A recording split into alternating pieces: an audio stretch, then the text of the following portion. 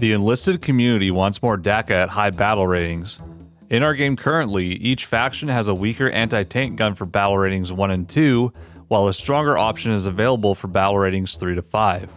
In this video, I'm going to list off and describe a potential BR5 anti-tank gun buildable engineer weapon for each faction, including the primary subfactions in the Allies and Axis trees.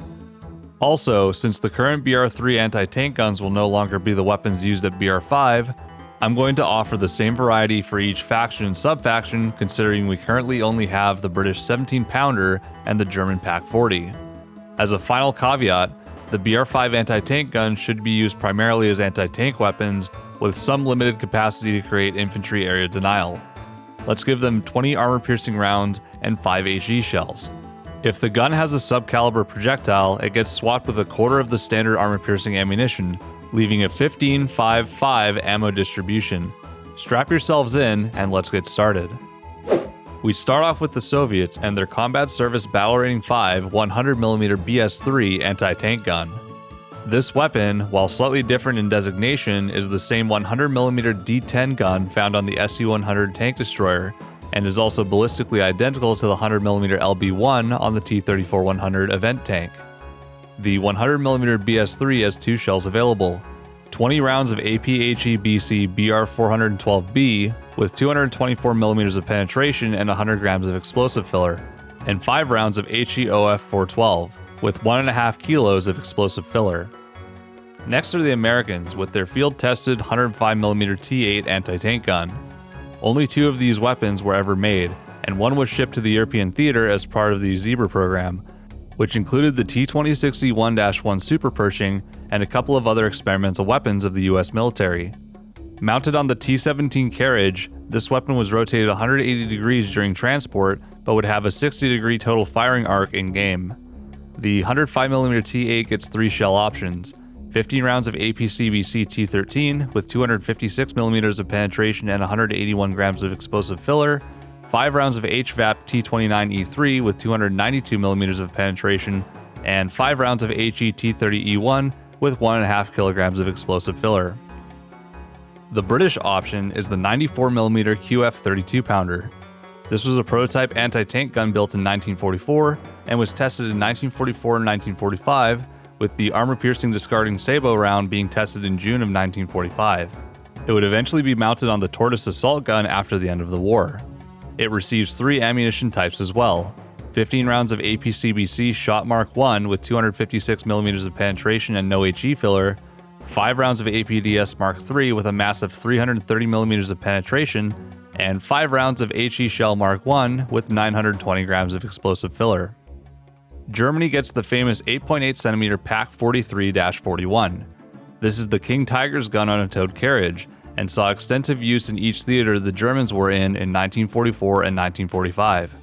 The 8.8cm PaK-43-41 gets access to 3 shell types, 15 rounds of APCBC Panzergranate 39-43 with 237mm of penetration and 109 grams of explosive filler, 5 rounds of APCR Panzergranate 40-43 with 279mm of penetration, and 5 rounds of HE Sprenggranate 43 with 1 kilo of explosive filler.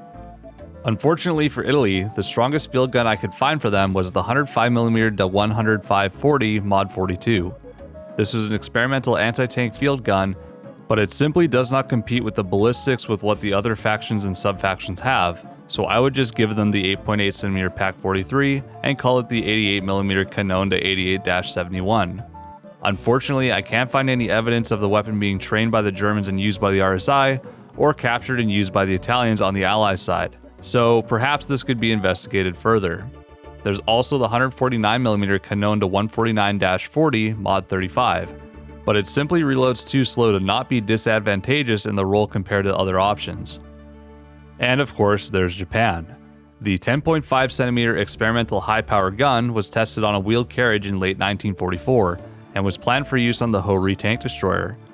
5 hulls were half completed by the end of the war, but the gun never got to be mounted on the vehicle. The 10.5cm experimental high power gets 2 shell options, 20 rounds of Type 2 APHE with 228mm of penetration and 200 grams of explosive filler, and 5 rounds of experimental HE with 2.5 kilograms of explosive filler. Now that we've covered the BR5 guns, let's discuss the new BR3 anti-tank options that could be given to each faction. The Soviets did trial the 17-pounder during World War II, but there are more appropriate domestic options. The 76mm F-22 divisional gun has slightly better ballistics than the T-34's F-34 gun. Over 2,900 were built in total, and after 1943 had access to sub-caliber ammunition. Ammo distribution will be the same as other BR3 AT guns. 10 APHE-BC BR350A with 95mm of pen and 100 grams of explosive filler, 10 APCR BR354P with 141mm of penetration, and 15 HE OF350M with 621 grams of explosive filler. The United States could receive their own separate AT gun from the UK, the 3-inch AT gun M5. The performance is very comparable to the PaK-40. 2,500 guns were built during World War II and primarily saw combat in the European theater. The gun gets 3 ammunition types: 10 rounds of APCBC M62 with 149mm of pen and 64 grams of explosive filler, 10 rounds of HVAP M93 with 191mm of penetration, and HE M42A1 with 390 grams of explosive filler. Italy can also receive something different and unique: the 105mm Canonda 105-28. Over 2,000 were produced by Ansaldo. It's a licensed copy of the French 105mm MLE-13 Schneider. It would only receive one shell type, 20 rounds of 105mm heat Effetto Pronto, with 120mm of pen and 2.3 kilograms of explosive filler. The caveat is the gun would reload much slower than other AT guns at this BR and only have 6 degrees of horizontal traverse. If this weapon isn't sufficient, the PaK-40 was used by Italian forces as well. And finally, Japan can receive the 7.5cm Type 90, the largest anti-tank gun Japan ever mounted on a wheeled carriage that saw service in combat in late World War II. It gets 3 shell types: 15 rounds of Type 4 Tokuku APHE with 124mm of penetration and 81 grams of explosive filler, 15 rounds of Type 94 HE with 810 grams of explosive, and 5 rounds of Type 90 smoke shells. This could provide some utility via anti-tank gun that is sorely needed in maps like the Pacific. And that is all of the anti-tank weapons I would add to Enlisted. I believe the BR5 additions in particular would make for great additions to counter tank spam, and some could even shoot at planes if timed correctly. But what do you think about these AT guns? Would you like to see them added? Let me know in the comments below. Also, don't forget to like, comment, and subscribe if you want to see more videos like this one. Thank you all so much for watching, stay awesome, and I hope you have an amazing day.